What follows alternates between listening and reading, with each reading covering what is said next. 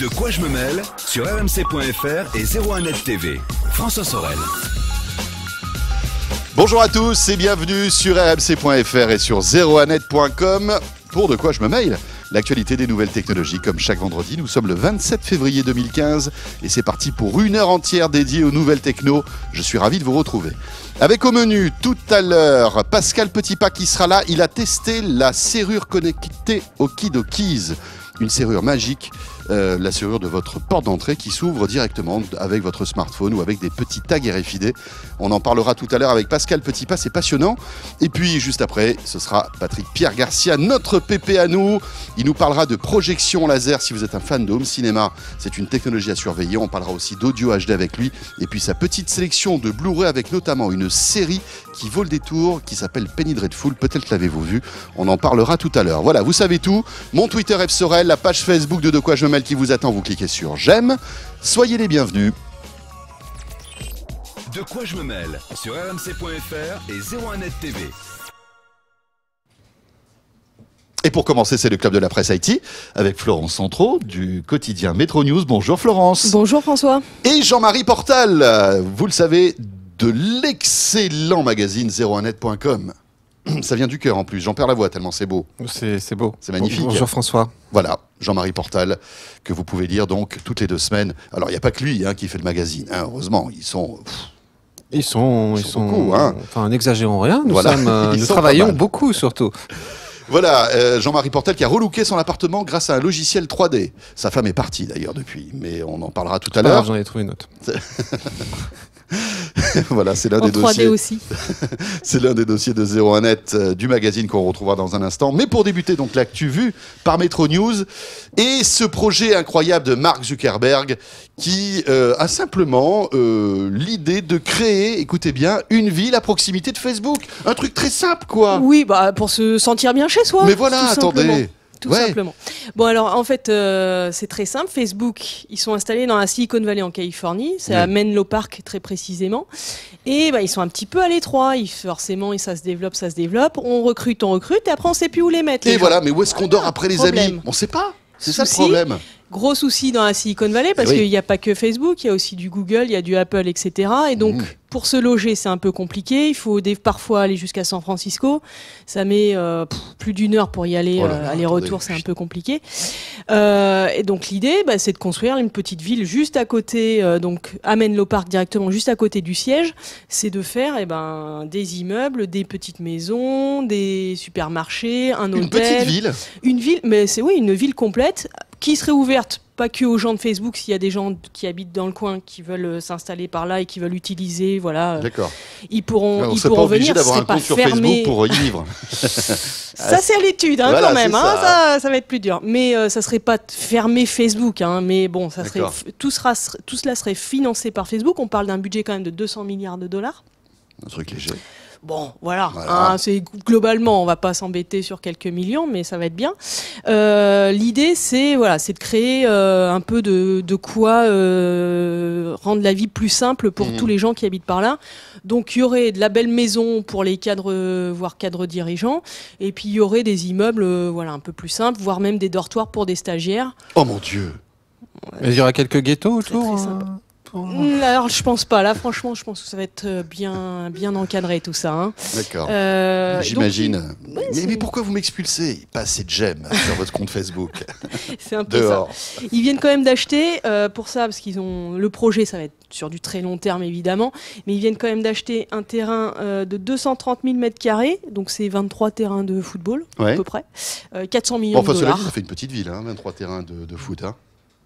Ça commence à venir parce qu'ils achètent des terrains petit à petit en fait. D'accord. Ouais, c'est donc pas mal. ça commence à faire quand même. Ouais. Et voilà. Et puis et en même temps, ils sont en train d'inaugurer une autre partie de leur campus du siège qui s'agrandit. Et c'est l'architecte qui avait fait le musée Guggenheim à Bilbao qui vient de le construire et c'est plutôt joli. Exactement. Je crois que c'est un Français d'ailleurs. Non, c'est pas un Français. Franck Guéry. Non, c'est pas lui. D'accord. On enchaîne avec un autre sujet d'actu qui a fait pratiquement la une de la page high-tech de Metro News et de 01net.com aussi d'ailleurs. Il s'agit de la Pebble Time. La Pebble Time, alors, montre connectée qui était sortie il y a quelques années de cela. Voilà, c'est un peu un des pionniers de la montre connectée. C'est une des montres qui a le mieux fonctionné dans le sens où elle est plutôt jolie, pratique. Et que c'est pas très cher, voilà, exactement. Et donc ils ont construit ils ont fabriqué plusieurs montres, et là ils ont décidé la toute première avait été financée par Kickstarter, c'est-à-dire par financement participatif, et ils ont décidé de refaire la même chose sur cette nouvelle montre, qui est pas la seconde, mais qui est une des nouvelles, qui va sortir au mois de mai. Et donc ils ont mis à 16h, c'était mardi de mémoire, le Kickstarter en ligne en demandant 500 000 $. C'est pas énorme, hein, ils ont Bon, bah, ça, c'était fait. En 17 minutes, ils avaient 500 000 $. En 49 minutes, ils avaient 1 million. Et puis, ça continue. C'est dingue, donc il y avait une vraie attente. Hein. Enfin, en tout cas, Pebble a vraiment un noyau de fans impressionnant. Voilà. Hein. Alors, ce nouveau modèle, il est plutôt sympa parce qu'il est c'est de l'encre électronique, en fait, l'écran. Mais c'est de l'encre électronique avec de la couleur, ce qui est assez nouveau.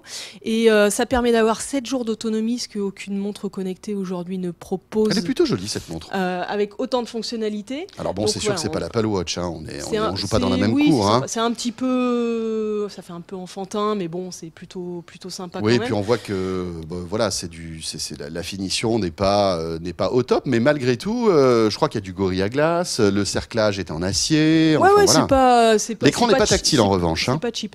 Non, il y a des petits boutons. Voilà, comme on peut le voir à l'écran, ceux qui regardent en vidéo, il y a des petits boutons sur le côté. Il y a un petit micro intégré, ça veut dire qu'on peut dicter des SMS, on peut il y a enregistrer des notes, commandes vocales qui vont être possibles. Le prix surtout, c'est ça qui est intéressant. Donc il sera vendu dans le commerce ou en ligne à 199 $, 175 € au mois de mai. Mais si on participait au financement pour la fabrication de la montre, on paye moins cher, c'est-à-dire 159 $, 140 € à peu près. C'est pas très cher pour une montre connectée qui a quand même pas mal de fonctionnalités, les messages, les alertes. La couleur, je sais pas si on l'a dit, mais oui, il y a de la couleur. C'est-à-dire que maintenant l'écran, alors c'est de l'encre électronique. Donc aujourd'hui on arrive à maîtriser la consommation d'énergie, ce qui fait aussi, et l'un des points forts de cette montre, c'est qu'elle a une semaine d'autonomie. Rappelons qu'aujourd'hui le gros débat qui lie l'Apple Watch, c'est son autonomie qui sera assez faiblarde. On sera obligé de la recharger tous les jours. Ce qu'on dit, c'est qu'au mieux elle tiendra une journée. A priori elle tiendra peut-être pas la journée entière. Donc, mais avoir une montre qu'on recharge une fois par semaine, ça commence à avoir un sens. Exactement. Donc si vous êtes intéressé, aussi, c'est de ne pas porter de montre. Alors, vous n'avez pas besoin de la recharger dans ce cas-là. Regardez, ça tient tout le temps. Voilà, pas de montre. Ah oui, mais on n'est jamais à l'heure. Bah attendez, votre smartphone, il vous indique là votre smartphone. Vous avez ce truc-là qui est génial, qui donne l'heure. C'est bien une montre. Non, mais après c'est vrai. Bon, voilà. Et vous avez jusqu'au 28 mars si vous voulez financer et participer à l'opération. Ok, on va parler maintenant d'Apple avec 300 nouveaux emojis prévus avec iOS 8.3. Oui. Mais les emojis, c'est des petits... c'est des petits smileys, les petites émoticônes, comme on dit. Oui, ça va être dans une nouvelle mise à jour d'Apple qui arrivera bientôt. Il y aura des nouveaux emojis. Alors la nouveauté, c'est que c'est diversité au maximum. C'est-à-dire qu'on va pouvoir, par exemple, sur un petit bonhomme qui fait un sourire, on maintient son doigt appuyé quelques secondes et on va avoir différentes couleurs de peau. Ah oui, donc on va pouvoir vraiment personnaliser. Ah il y aura aussi, chouette. Il y aura l'arrivée de familles homoparentales, des choses comme ça. Ça va être un peu, on joue un peu toutes les cartes, donc c'est plutôt sympa, c'est plutôt bien vu, je trouve. Voilà, des petits emojis qui arrivent donc alors ça va arriver rapidement puisque cette mise à jour sur iOS. Oui, ça devrait arriver d'ici quelques semaines ou mois. Ça sera sur iOS, mais aussi sur OS X, donc sur les ordinateurs Mac. Très bien, on va parler maintenant du top 10 des logiciels et des systèmes d'exploitation les plus vulnérables en 2014. Ouh là là, and the winner. Attention, ayez peur. And the winner is... Alors pour les systèmes d'exploitation, le gros gadin c'est Apple qui arrive en tête. Ouais, c'est assez étonnant parce que ils étaient quand même bien plus loin avant. On a toujours eu une bonne réputation, hein. Jean-Marie, vous êtes pro Apple. Comment jugez-vous cette mauvaise nouvelle? C'est-à-dire que l'information, on peut la prendre de plusieurs façons, puisque en fait, regardez comme il va s'en sortir. Ce qu'on est vous allez voir. La pirouette. Effectivement, ce qui ressort, c'est que c'est dans OS X qu'on a découvert le plus de failles de sécurité. mais c'est pas seulement les failles de sécurité qui rendent un système d'exploitation dangereux, c'est aussi tous les virus, tous les malwares qu'on développe pour ça, pour lui. Et aujourd'hui, OS X, c'est quand même loin derrière Windows en termes de menaces vraiment ciblées contre le système d'exploitation. Donc c'est à prendre avec des pincettes ce genre de chiffres. On fait dire un petit peu ce qu'on veut. Non, en fait, c'était donc pour le principe, c'est un cabinet qui s'appelle GFI. Oui, mais un peu warning quand même pour Mac. Voilà. C'est un cabinet qui s'appelle GFI qui liste toutes les failles qui ont été découvertes par système d'exploitation et par logiciel.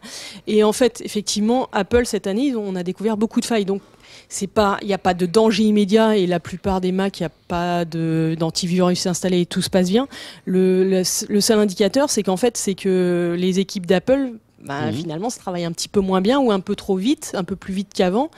Les logiciels sont un petit peu moins bien finis. Et puis je pense qu'aussi le système Aquasis est de plus en plus exposé, il y a de plus en plus de gens qui l'utilisent. Et puis la part de marché croissante. Voilà, il est de plus en plus là, on va dire la proie des hackers et des pirates qui se disent, tiens, ça commence à être intéressant, sans doute de pirater, en tout cas de trouver des failles sur Mac, non ? Je pense que c'est ça. Oui, enfin, c'est pas tant sur OS X qu'on va chercher des failles, ça va être plutôt sur iOS, ça va être plutôt sur Safari qu'on va chercher des failles. Parce que c'est plutôt les appareils mobiles aujourd'hui qui sont visés, puisqu'il faut pas perdre de vue que les pirates, les hackers, ce qu'ils cherchent, c'est à toucher un maximum de monde, et que encore aujourd'hui, le Mac, c'est peanuts sur le marché des ordinateurs, que ce soit le marché des ordinateurs portables ou fixes, c'est Windows qui a la part belle, donc mais on peut imaginer... c'est Windows qui est plus facilement ciblé. Bien sûr. Ce qui ne veut pas dire que Windows est moins sûr. Simplement, on cherche plus à le pirater.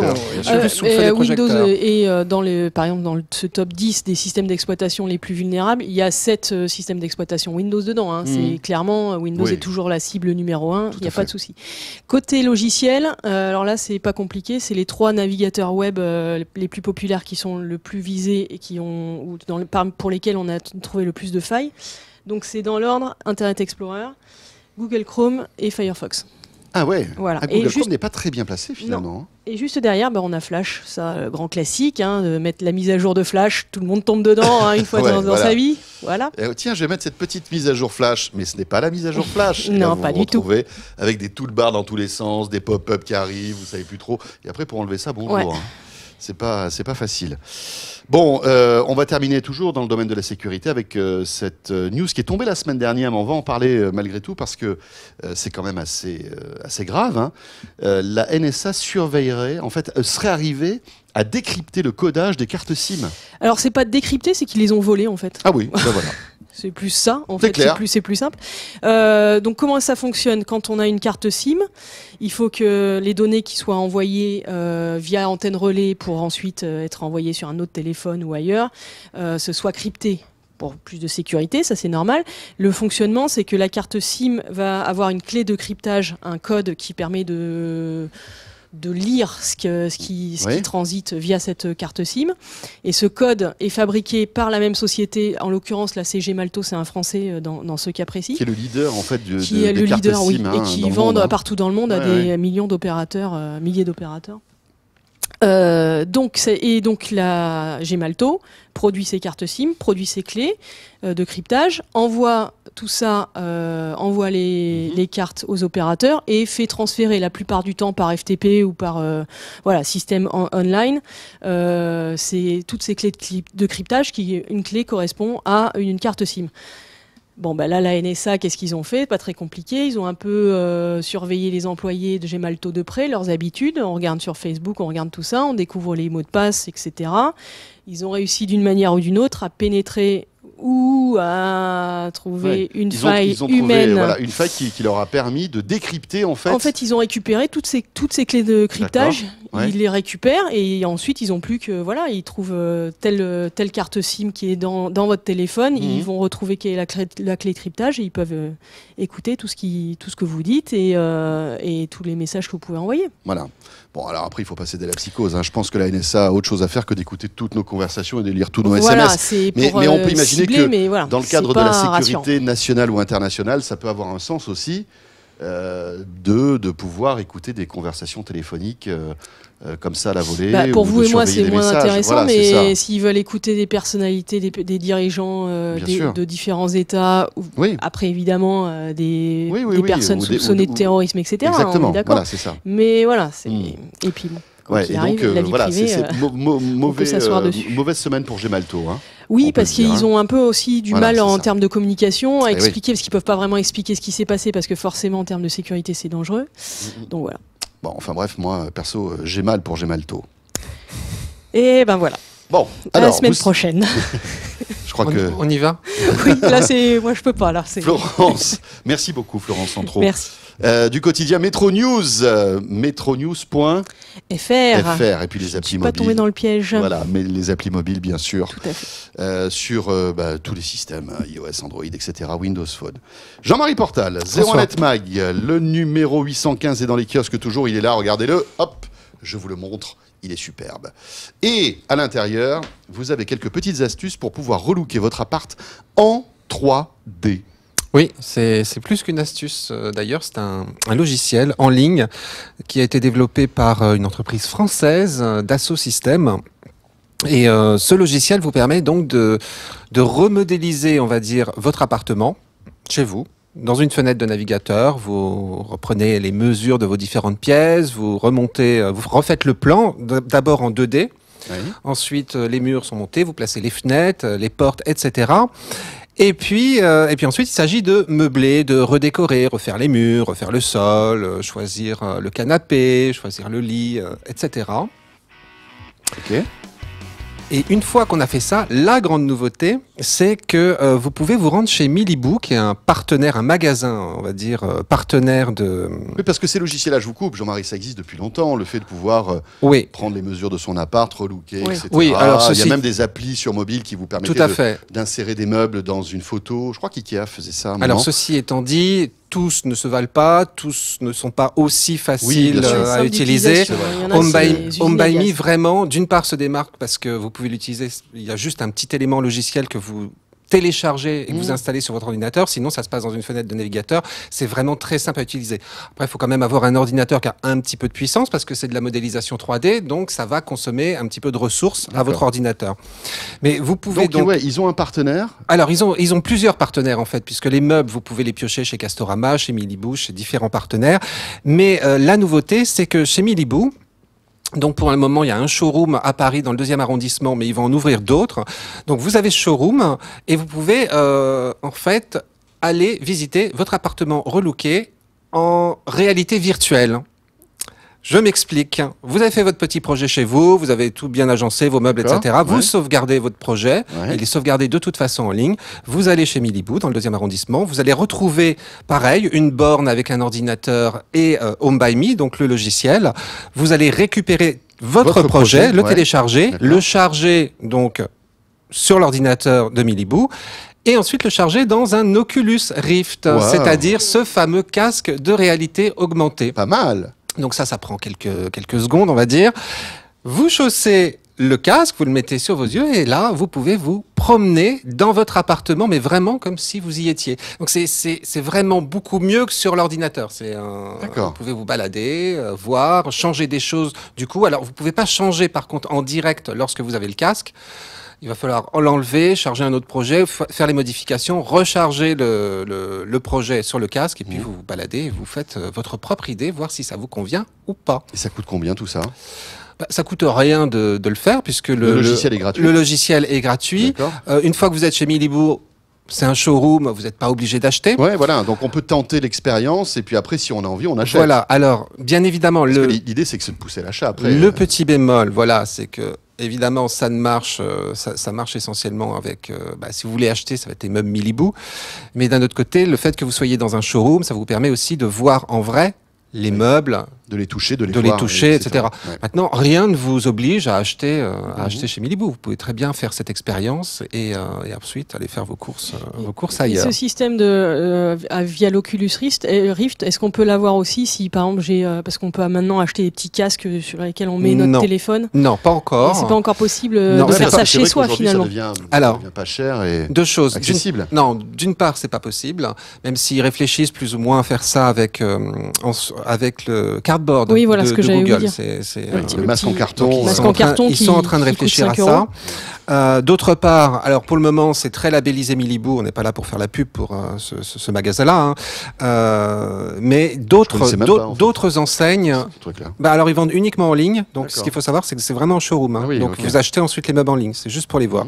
Mais d'autres enseignes vont sans doute s'y mettre. Ouais, c'est pas mal ça. Et alors imaginez un poids lourd comme Ikea qui s'y met un jour. Ça va être.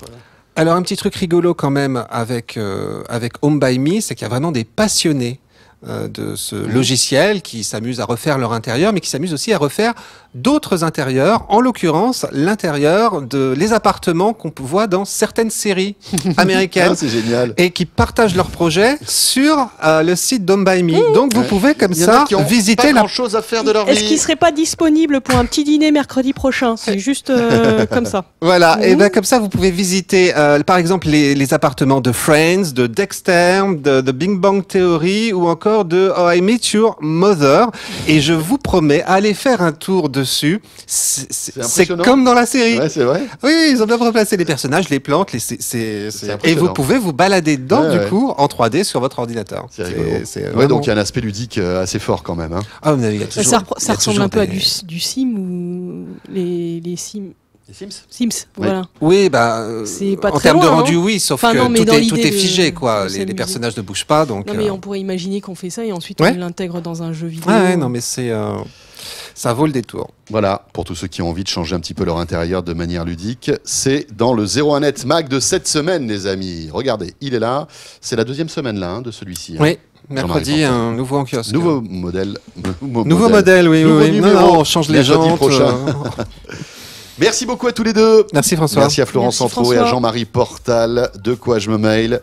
Je vous le rappelle, chaque vendredi, donc sur rmc.fr et 01net.com. Si vous nous écoutez version audio, pas de souci. La suite, c'est tout de suite avec Pascal Petitpas qui va nous expliquer son test de la serrure connectée Okidokis. Et puis juste après, ce sera Patrick Pierre Garcia. En revanche, si vous nous regardez en vidéo, que ce soit sur 01net.com ou YouTube, vous avez d'autres vidéos qui vous attendent pour poursuivre donc De quoi je me mail avec Pascal Petitpas et Patrick Pierre Garcia. A tout de suite, on est là dans un instant. De quoi je me mêle sur rmc.fr et 01net TV.